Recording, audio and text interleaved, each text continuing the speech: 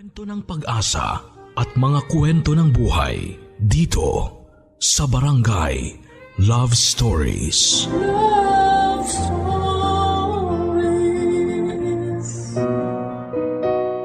May mga bagay na wala tayong kontrol sa buhay. Isa na rito ay kung sino ang magiging mga magulang natin o ang mga opinyon ng ibang tao sa atin. Ikaw, kapuso, paano mo haharapin ang katotohanan kung malaman mo na isa ka palang lihim na bunga ng pagkakasala? Dear Papa Dudut, ang pamilya raw ang una at huling taong pwede mong maasahan. Iiwang ka raw ng mga kaibigan, mga kasintahan, pero never kang matitiis ng iyong mga kamag-anak. Ngunit kung ganon, ay paano na lamang pala ang kalagayan ng mga ulila na walang pamilya o ng mga ampon? Lalo pa siguro yung mga taong sa paningin ng lipunan ay bunga ng skandalo't kahihiyan. Magandang araw po sa inyo at sa lahat ng ating mga kabarangay. Ako po si Lynette, 30 years old at nakatira sa Marikina City. Pamilyado na po ako, may 2 anak at masasabi ko na sa kabila ng ating mga dinadanas ngayon dahil sa quarantine at pandemya ay medyo maayos at stable naman po ang aking pamilya. Meron po kaming franchise food business ng aking asawa at sa awa ng Diyos ay may extra pa rin kami kahit na papaano para maitulong sa mga kababayan nating nangangailangan ngayon. Ngunit kung ano man ang kaalwanan at stability na naranasan namin ng pamilya ko ngayon ay kabaligtaran po ng naging karanasan ko noong bata pa ako. Stowaway po kasi ako, Papa Dudut. Pinanganak at lumaki po ako sa Bacolod, ngunit noong 17 years old po ako ay naglayas ako sa amin at nagpa-Maynila. Kaya kung ano man ang tinatamasa ko ngayon ay masasabi ko po na bunga ang lahat ng ito ng aking sariling tapang at pagsisikap. Kahit na lumaki po ako with a silver spoon at nanggaling sa isang mayaman at may impluwensya na pamilya. Bastarda po kasi ako, Papa Dudut, at hindi lang po basta-bastang bastarda. Anak po ako ng tatay ko sa katulong nila ng pamilya niya. At nalaman ko lang po yun noong 17 years old ako. Kaya naman sa loob din ng 17 years ay wala akong kaalam-alam na bunga pala ako ng isang skandalo at kahihiyang itinago ng mga taong nasa paligid ko at sa loob ng mahabang panahon.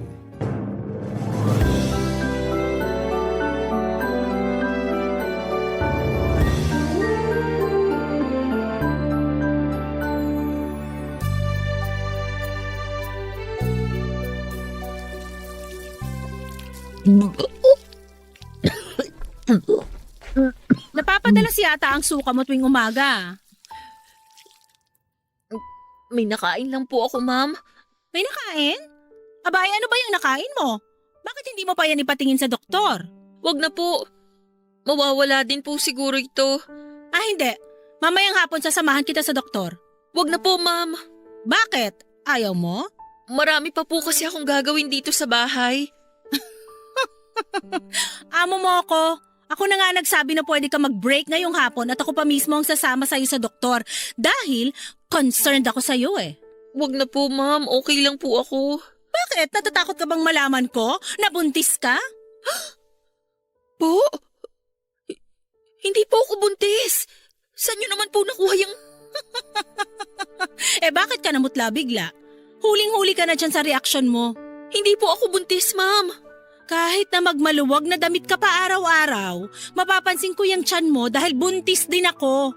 Alam na alam ko ang sintomas ng pagiging buntis. Hindi po, ma'am. Ilang buwan na yan? 4? 5? Sinong tatay niyan? Ma'am, hindi po ako buntis. Maniwala po kayo. Si Anton ba? Hindi po.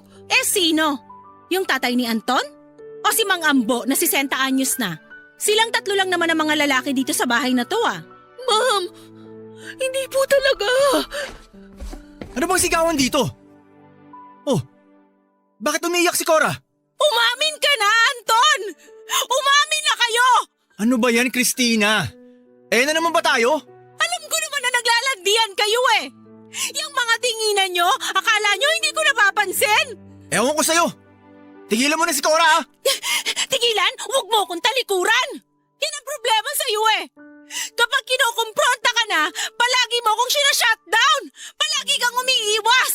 Dahil walang katotohanan yung mga sinasabi mo. Ah, ganon. Halika, tingnan mo to. Mama, ano pong ginagawa niyo? Tingnan mo kung gaano kalaki ang tiyan ng haliparot na to. Ma'am, tama na po. Ano ba, Christina? Para ka na nabubuang. Dahil ginagawa niyo akong tanga. Bakit hindi pa kayo umamin? Alam naman ang lahat ng tao dito eh. Nahahalata na ng lahat na kinakabit mo tong katulong natin. At hindi ko na kayang magpanggap na wala ko napapansin. Dugo! Inudugo kayo, ma'am! Mga hayop kayo! Calm down, Christina. Christina, everything's gonna be okay. Hayop kayo! Cora, sabihin mo kay Makambo, ihanda sa sakyan. Nakunan po ang legal na asawa ng aking ama na si Anton. At dahil din po sa nangyari ay nalantad na rin po ang katotohanan na nabuntis ng ama ko ang katulong nila ng pamilya niya na si Cora. Pero hindi po siya na ipaglaban ng tatay ko dahil katulong nga lang nila ito. At dahil nga po sa nangyari ay naging malaking iskandalo po sa immediate family ng tatay ko ang pagkabuntis niya sa katulong nila. Sa katunayan ay binalak pa nga po nila akong ipa-abort. Kaya lang ay hindi talaga pumayag ang nanay kong si Cora na malalim din ang takot sa Diyos.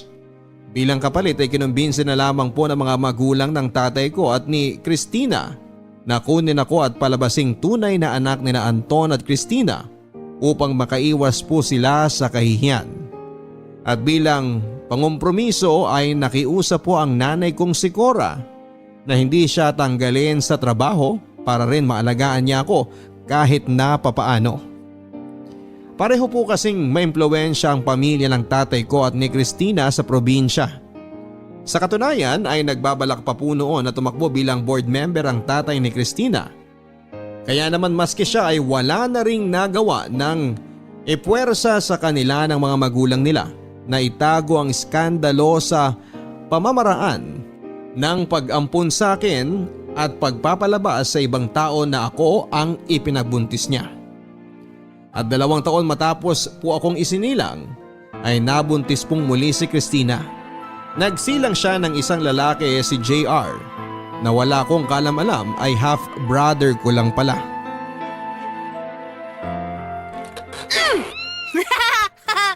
Ayan! Edi mukha kang mami! Anong ginagawa mo kay Miming? Bitiwan mo nga siya! Ano ba ang problema mo? Bakit mo sinasaktan yung pusa ko? Naglalaro lang naman kami! Naglalaro? Minasking tape mo yung pusa! Ang OA mo naman! Hindi laruan yan! Eh kung sa'yo ko kaya gawin yan, eh di gawin mo! Matatanggal naman yan eh! Bakit akala mo hindi masakit yan pag tinanggal? Eto sige, subukan natin sa'yo! Aray! Mami! Mami! Anong nangyayari? Lynette, ano ka ba? Nasisiraan ka na ba ng ulo? Ha? Tama na, Mami! Minasking tape niya kasi yung pusa ko eh! Pinaparamdam ko lang sa kanya yung ginawa niya! Pinaparamdam? Sasaktan mo kapatid mo para lang dyan sa pusa mo na yan? Napaka-bobo mo! Tama na po, Mami! Sorry po! Sorry po! Ma'am! Bakit yung sinasaktan si Lynette? Tingnan mo itong ginawa ni Lynette kay JR. Namumula ang kilay. Minasking tape at saka tinanggal. Lynette! Bakit mo ginawa yun? Yaya! Yaya! Hindi ko naman po sinasadya. Minasking tape niya kasi si Miming eh. Habang tumatanda yung batang yan, sumasama ang ugali. Bukas na bukas, itapon mo yung pusa na yan, Cora. Wag! Anong wag? Magsisimulan pa ng away nyo yan. Bukas ayoko nang makita yung pusa na yan dito. At kahit na kailan, ayoko nang makakita ng mga alagang hayop dito. Be! Buti nga sa'yo! Ha! Buwisit ka talaga, JR! Ano ba? Sinabi ko nang tumigil ka na eh. Tama na! Tama na ho! Kinabukasan ay hindi ko na nga po nakita ang aking alagang kuting Papadudut. Tandang-tanda ko, hindi po ako matigil sa kakaiyak noon. Napakasakit po sa dibdib ko dahil kuting lang po yun na galing kalsada at sumunod sa akin sa pag-uwi ko. Akala ko po'y na-rescue ko na siya, ayun pala'y ibabalik din siya sa kalsada. Medyo nahimasmasan lang po ako ng konti noon nang sinabi sa akin ni Nanay Cora na hindi naman daw niya itinapon ang kuting, kundi ay ibinigay daw niya sa kamag-anak nila para masigurong mapupunta ito sa mabubuting mga kamay. Sa totoo lang po Papadudut, bata pa po ako ay may pakiramdam na akong ampon ako. Kahit na kamukhang kamukha ko po ang tatay ko. Bata pa kasi ako ay never ko na pong naramdaman na mahal ako ng itinuturing kong nanay na si Christina. Maski ang mga lolo at lola ko ay cold ang pakikitungo sa akin. At halatang may paborito po silang lahat, si JR. Ang tatay ko naman po ay sala sa init, sala sa lamig. Kung minsan ay mabait sa akin pero madalas ay pakiramdam ko ay napakalayo niya sa akin.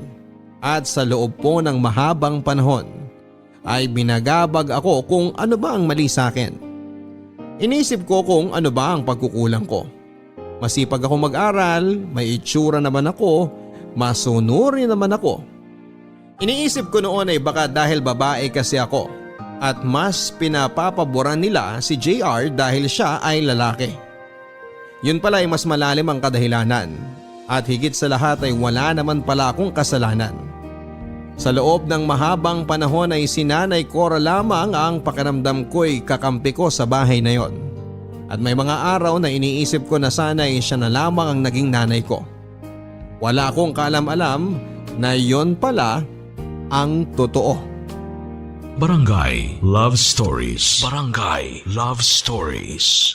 Ang mga Kapuso shows mapapanood at mapapakinggan din abroad via GMA Pinoy TV, GMA Live TV at GMA News TV channels. Para mag-subscribe, visit www.gmapinoytv.com.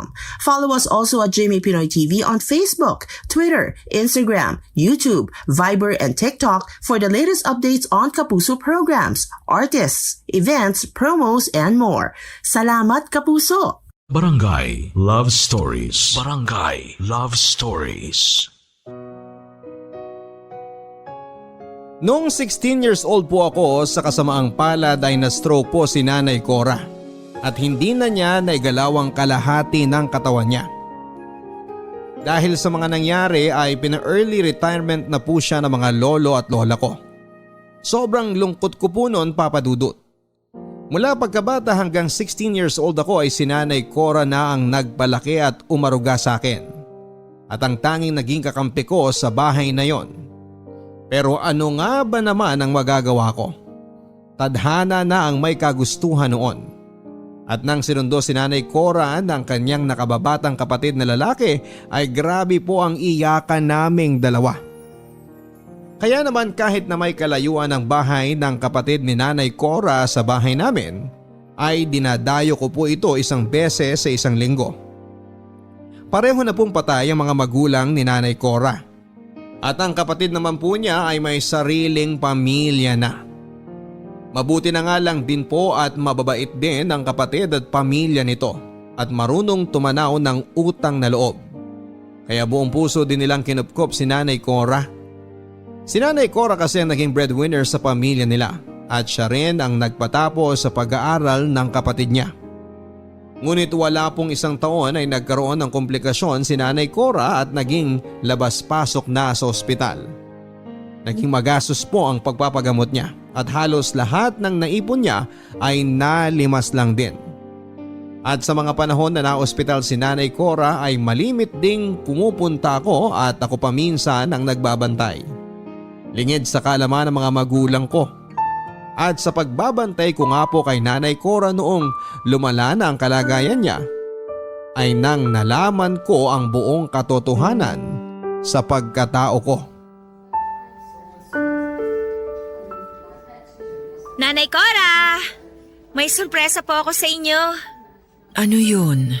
Taran! Ito po, dinala ko kayo ng grapes.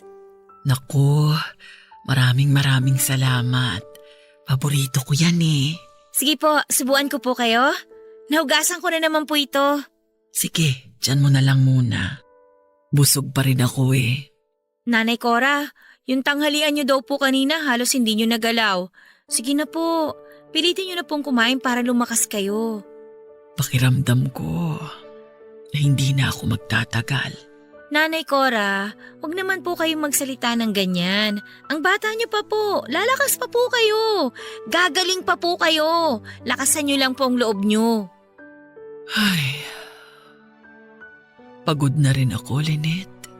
Nanay Cora, please, huwag naman po kayong magsalita ng ganyan. Huwag niyo naman po akong iwan. Lynette, napakasaya ko na lumaki ka ng maayos ang buhay. Na sa kabila ng maalwan na buhay na tinatamasa mo, nananatiling mabuti ang puso mo. Nanatili pong mabuti ang puso ko dahil sa inyo. Dahil kayo po ang nagpalaki sa akin at kayo lang po ang tanging naging kakampi ko. Please po, Nanay Cora, lakasan niyo po yung loob niyo. Gagaling pa po kayo. Lynette, may malaking kasalanan ako sa iyo. Po? Ano pong kasalanan? Lynette, anak. Ano po yun, Nanay Cora? Tuwang-tuwa ako kapag tinatawag mo akong Nanay Cora. Siyempre naman po, dahil mas itinuring ko po kayong nanay kesa sa mami ko. Lynette, ako ang tunay na nanay mo. Po? Patawarin mo ako, Lynette. Naipit ako nung mga panahong yun. At hangad ko rin ay ang maging maayos ang kinabukasan mo. Pero kahit na kinuha ka nila sa akin, hindi ako pumayag na magkalayo tayo. Ipinaglaban kita. Kaya pumayag sila na manatili ako bilang katulong sa bahay ninyo. Para pwede pa rin akong magnanay-nanayan sa iyo. Ano po? Hindi ko po maintindihan. Hindi ko tunay na magulang sina Mami at Daddy. Pinaampun niyo lang po ako sa kanila. Lynette, ang daddy mo, totoong ama mo. At ako naman, ang totoong nanay mo. Po? Nagkaroon kami ng sikretong relasyon ni Anton bago pa sila nagkakilala ni Christina. Minahal ko siya ng higit pa sa sarili ko. Pero hindi niya ako ipinaglaban. Nabuntis niya ako. Patawarin mo ako, Lynette, kung inilihim ko ito ng matagal na panahon sa'yo. Hindi. Hindi po ako naniniwala. Lynette, anak. Aalis na po muna ako. Pasensya na po kayo. Lynette!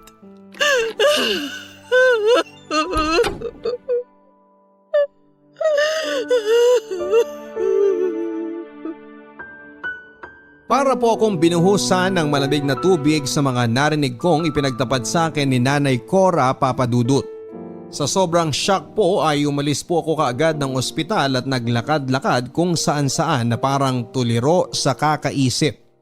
Nakakahiyamang pong aminin pero ang naging instinct ko po ay mahiya. Mahiya na anak ako ng isang katulong. Hiya na bastarda pala ako. Hindi ko po alam kung paano ko ipoproseso ang impormasyong yon, kaya't nilihim ko po muna kina Mami at Daddy ang sinabi sa akin ni Nanay Cora. At the same time, matapos pong sabihin sa akin yon ni Nanay Cora ay bigla pong nagswak ang lahat sa utak ko. Kung anak niya nga ako, Ayon palang dahilan kung bakit never kong na-feel na minahal ako ng mga magulang ko at mga lolo at lola ko. Hindi pala yon guni-guni, may pinanggagalingan pala. At higit sa lahat ay may dahilan pala kung bakit mas malapit ang loob ko kay Nanay Cora dahil siya pala ang tunay na ina ko. Ngunit matapos ang ilang araw ay nakatanggap po ako ng tawag mula sa kapatid ni Nanay Cora. Pumanaw na raw po siya. At isa po yun sa pinakamabigat na pinagsisihan ko, Papa Dudut. Ang hindi man lamang ako nakapagpaalam sa kanya bago siya namatay. Ang hindi ko man lang naiparamdam sa kanya na pinapatawad ko na siya kung kinakailangan niyang gawin ang pagpapaampon sa akin noon. Ang hindi ko man lang naipaalam sa kanya na tinatanggap ko siya kahit pakatulong lamang siya ng mga kinilala kong magulang. At sa kabila noon ay mahal na mahal ko siya. Daddy, Mami, pwede ko po ba kayo makausap? Tungkol saan? Tungkol po kay Nanay Cora. Anong tungkol sa kanya?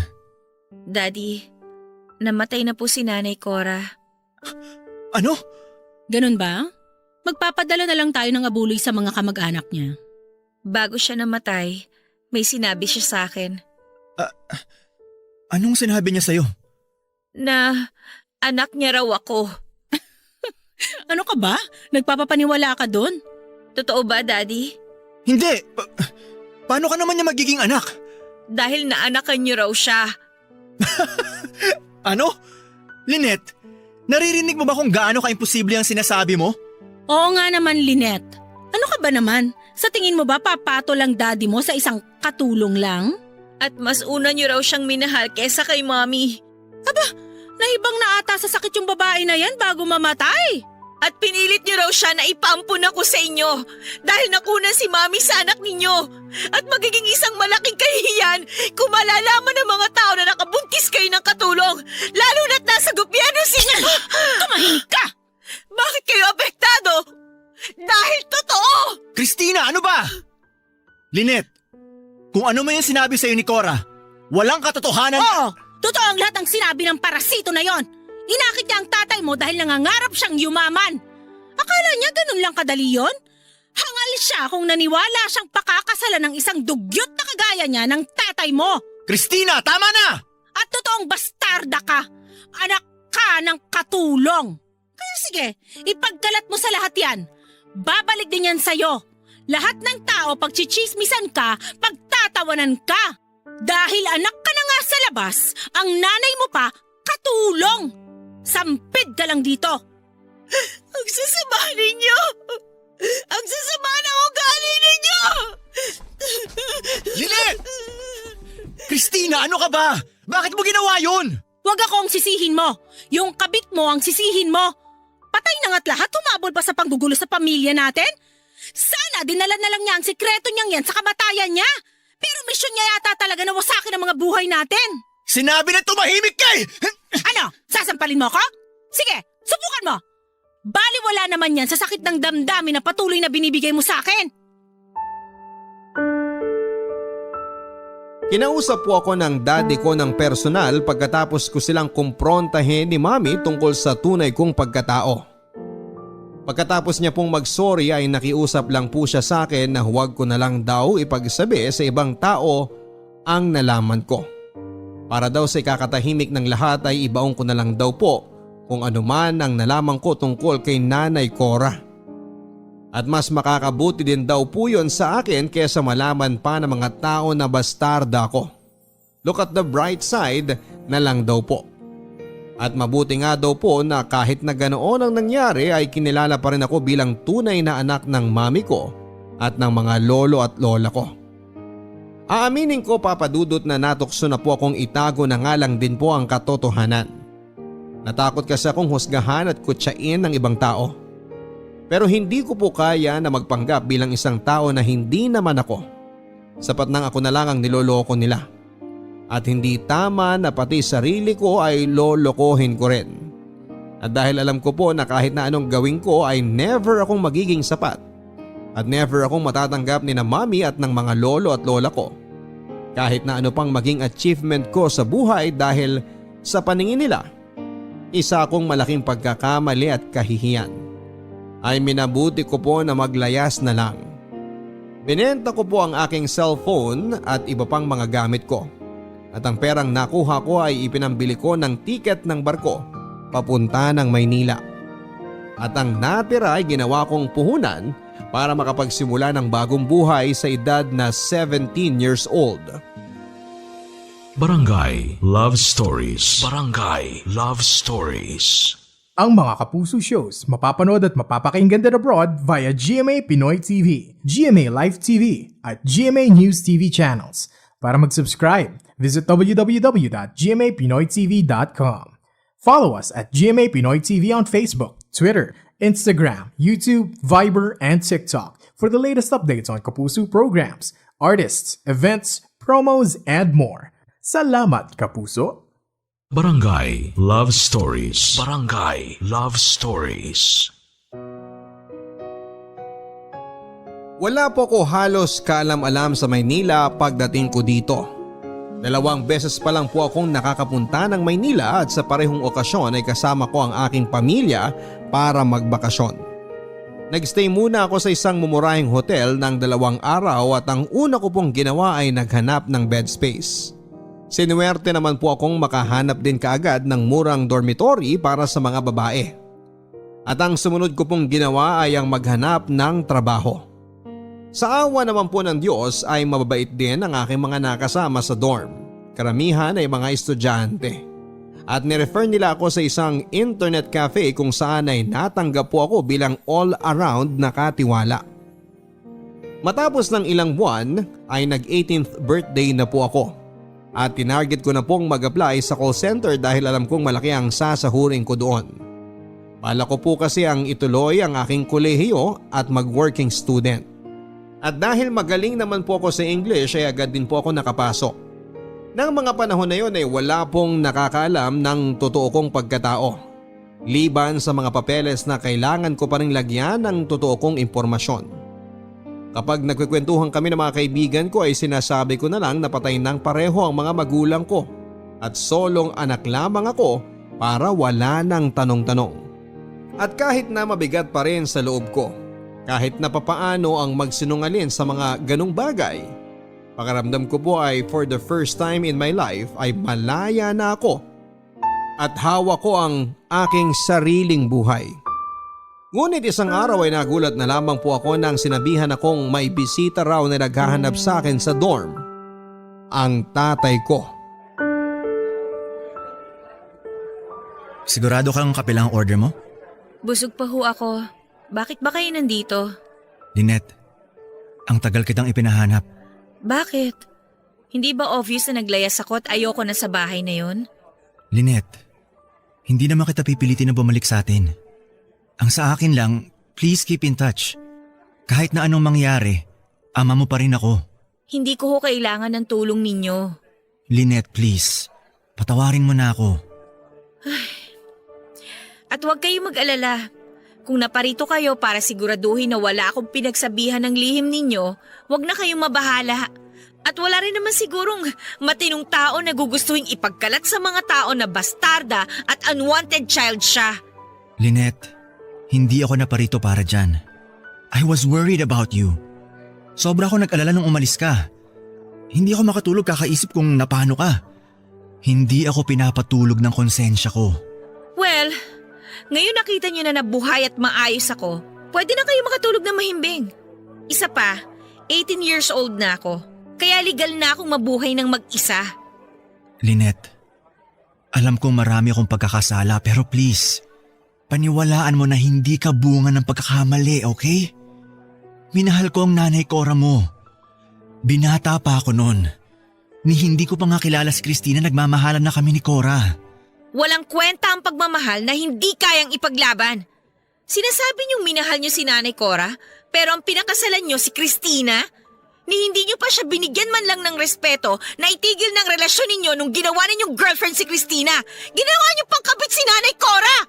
Patawarin mo ko. Na-imagine niyo ba yon kung gaano siguro yun kasakit sa kanya? At hindi lang siyang sinaktan ninyo eh. Maski si Christina. Pinaikot niyo silang dalawa dahil duwag kayo. Dahil sarili niyo lang ang iniisip niyo. Makasarili kayo. At dahil sa ginawa ninyo, ang daming nasaktan. Ang dami ninyong niloko. Pati ako. Patawarin mo ako, anak. Tama. Tama ang lahat na sinabi mo. Naduwag ako. At ngayon, huli na ang lahat. Please, Lynette. Bigyan mo naman ako ng isa pang pagkakataon para maging mas mabuting ama sa'yo. Hindi ko na ho kailangan ng tulong ninyo. Matanda na ako at may sarili na akong buhay. Lynette, anak. Please. Nagmamakaawa ako sa'yo. Parang awa mo na. Hayaan mo makabawi ako sa'yo. At kay Cora. Hindi. Tama lang yan na makonsensya kayo habang buhay. Salamat ho sa pagpunta dito. Alis na ako. May trabaho pa ako. Sumubok pa pong kumontak ang ama ko sa akin pero hindi ko na po ito pinansin. Sa katunayan, kapag birthday ko po o kaya'y Pasko ay nagpapadala po ito ng pagkain o regalo na palagi ko rin pong pinababalik at tinatanggihan. Ngunit kahit pala ilang beses ko po itong ipinababalik ay patuloy pa rin po ang pagdating ng mga regalo tuwing may okasyon. At maski nang makagraduate na po ako at lumipat na po ako ng apartment, nang mas nakaipon na ay natuntun pa rin po ako ng messenger ng ama ko. At syempre tinanggihan ko pa rin ang mga regalong galing sa kanya. Hanggang sa na-promote na nga po ako bilang team leader sa call center na pinagtatrabahuhan ko. Nagka-boyfriend and eventually ay nagpakasal na rin at nagkapamilya. Pero panay pa rin po ang dating ng mga regalo ng tatay ko tuwing may okasyon. At siguro ay dahil na rin sa messenger niya ay nagiging updated na rin siya sa mga nangyayari sa akin. At isang araw po ay nagulat na nga lang po ako nang dumating ang ama ko sa bahay namin. Pero hindi ko po siya pinapasok at sinabi kong hindi ko ipapakita ang mga apo niya. Bagay na alam kong dinibdib niya ng husto.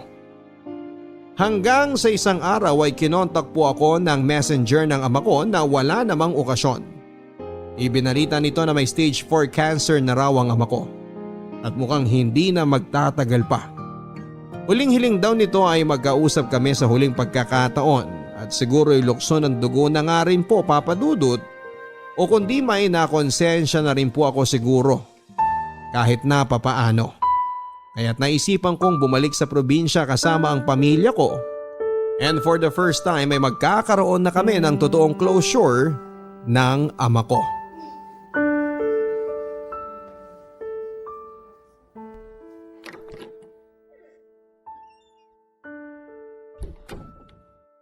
Lynette, anak. Daddy. Mami.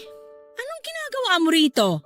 Christina, ako nagpatawag kay Lynette. Christina, maaari mo ba kaming munang iwan ni Lynette dito? Bakit? Gusto ko munang makausap ang anak ko. Bakit kailangan ko pang umalis? Dahil alam kong hindi kami makakapag-usap ng maayos ni Lynette kung nandito ka.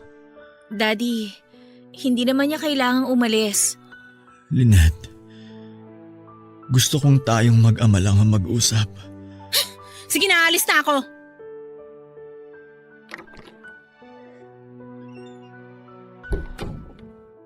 Bakit niyo pa ho pinaalis si Mami? Dahil ayaw kong marinig niya ang sasabihin ko. Lynette, patawarin mo na ako. Huwag niyo na po masyadong i-stress ang sarili niyo. Lynette, ang dami kong pagkakamali na nagawa sa buhay. At ayoko mamatay nang hindi ko itinatama yon. Sa'yo, sa nanay Cora mo. Huwag niyo na pong alalahanin yun. Sigurado akong matagal na kayo napatawad ni Nanay Cora bago pa man ninyo hingi ng kapatawaran niya. Patawarin ninyo ko, Lynette. Patawarin niyo ko ng nanay Cora mo. Naging mahina ako. Hindi ko kayo ipinaglaban.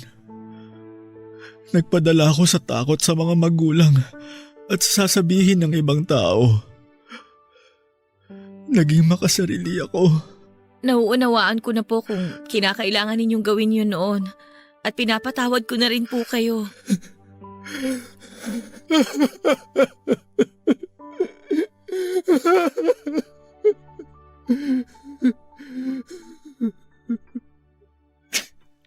Maraming salamat, Lynette. Maraming salamat. Tahan na po. Huwag niyo na po masyadong i-stress ang katawan ninyo. Lynette, bayaan mo ako na itama ko ang lahat, okay?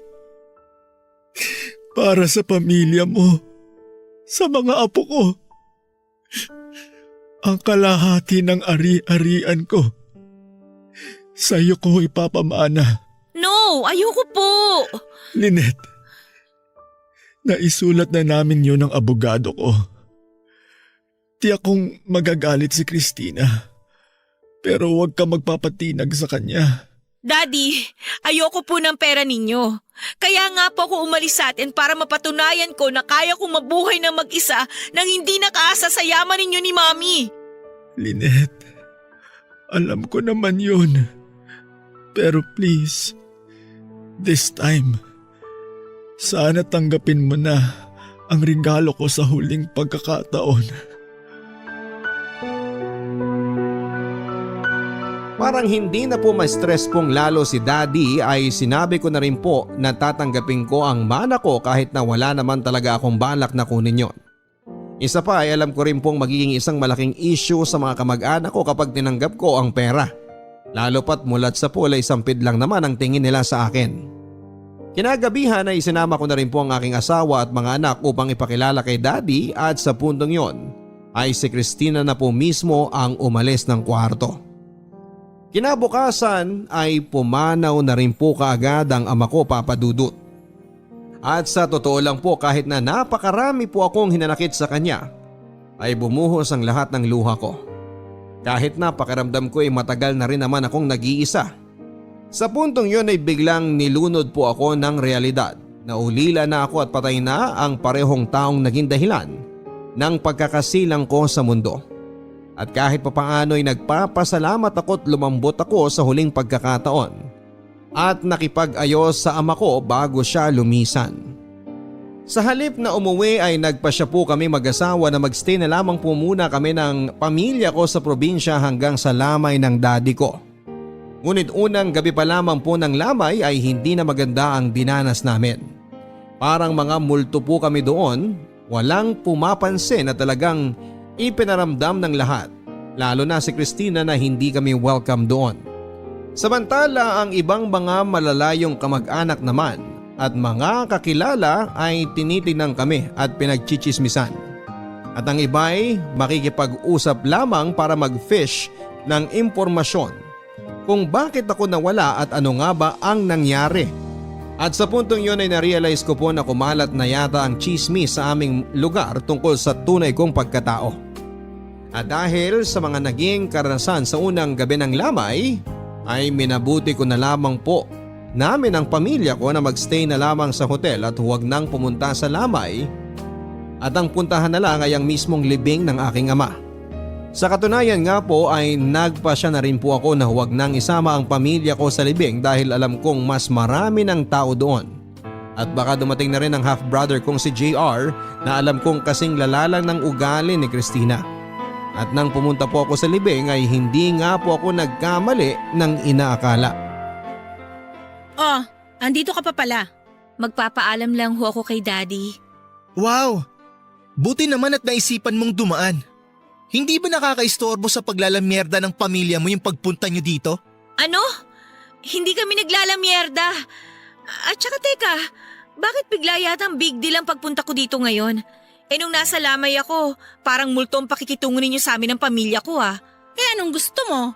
Magpa-party kami na bumalik ka? Ang problema sa'yo mula noon hanggang ngayon, gusto mo nasa iyo ang atensyon. Excuse me? Kaya nga ako umalis di ba? At saka bakit parang ang lakas yata ng loob ninyo ngayon na mag-eskandalo? Bakit? Natanggap niyo na ba na alam na ng buong barangay na anak ako ni Daddy kay Nanay Cora? Walang hiya ka? Hoy! Kung bumalik ka lang dito para manggulo, pwede ba umalis ka na lang? Lumalabas yung ugaling katulong mo eh. Huwag mo madamay-damay dito ang Nanay Cora ko, ha? Yang ugali mo, mga ugali ninyo, masahol pa sa hayop! Ang sabihin mo, kaya ka bumalik dito para mag-abang at magbakasakali kung may makukuha kang mana kay Anton. Excuse me! Huwag niyo ako itulad sa inyo na sa pera at kapangyarihan umiikot ang buhay! Kaya hindi ka taka-taka kay Nanay Cora na in love si Daddy eh. Dahil sa bahay na yon, si Nanay Cora lang ang totoong tao! At lahat kayo, mga hunyango! Tumigil ka na sa kakadada mo! Huwag mong saktan ang anak ko! Wala ka talagang modong babae ka? Hindi mo na binigyan ng kahihiyan ng burol ni Anton? Kayo ang nagsimula! Tinatapos ko lang! Halika! Sumama ka sa akin! Ilalabas na kita ng bahay! Wala kang kwenta! Hindi ka na babali dito! Sampit ka lang! Dahil ako mismo nga Alabasin mo! Sige! Magsama-sama kayong mabulok sa pera at kayabangan ninyo! Sa puntong yon ay nawala na po talaga ako ng pagtitimpe at pinatulang ko na ang pang-aalipusta ni Christina at ni JR. Malakas po ang loob ko dahil alam kong wala naman ang pamilya ko doon. At lahat ng mga tao sa libing ay matagal nang walang amor at pagpapahalaga sa akin.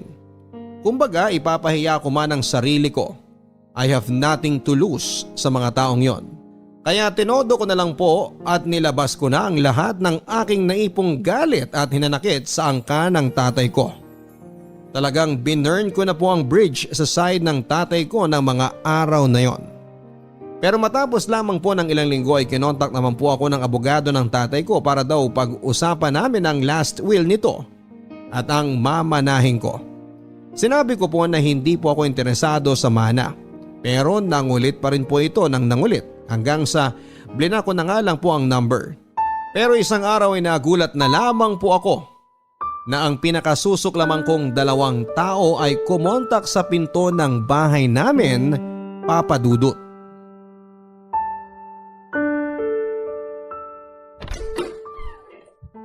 Anong ginagawa niyo rito?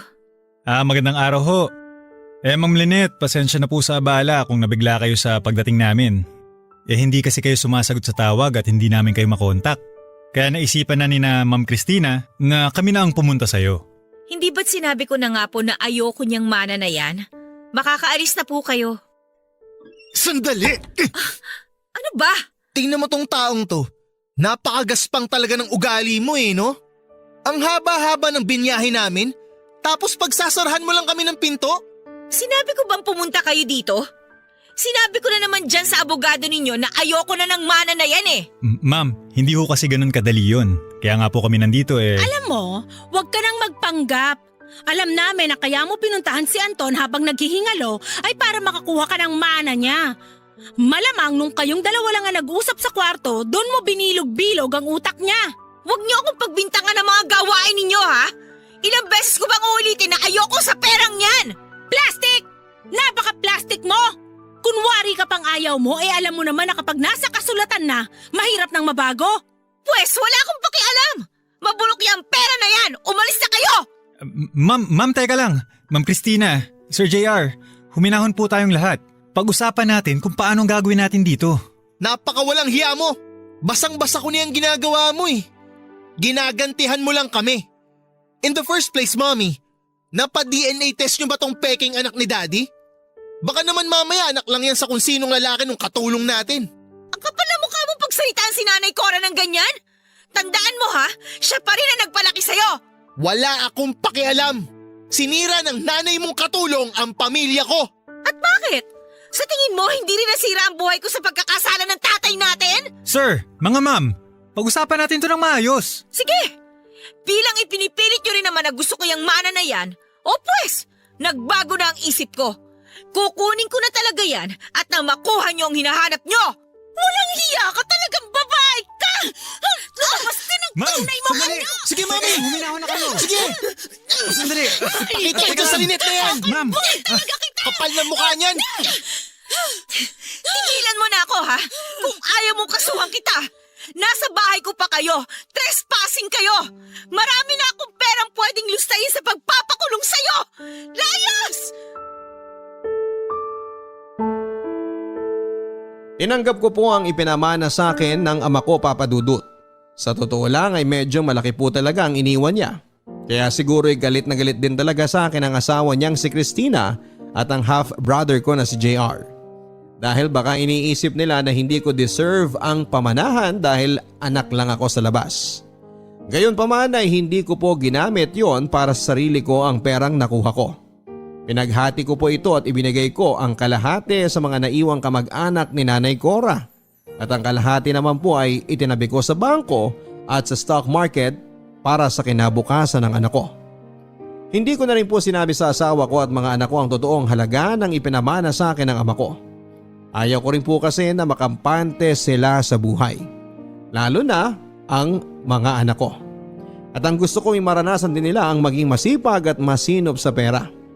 At kung ano man yung nakatabing pera para sa kanila ay pang backup at pang emergency na lamang.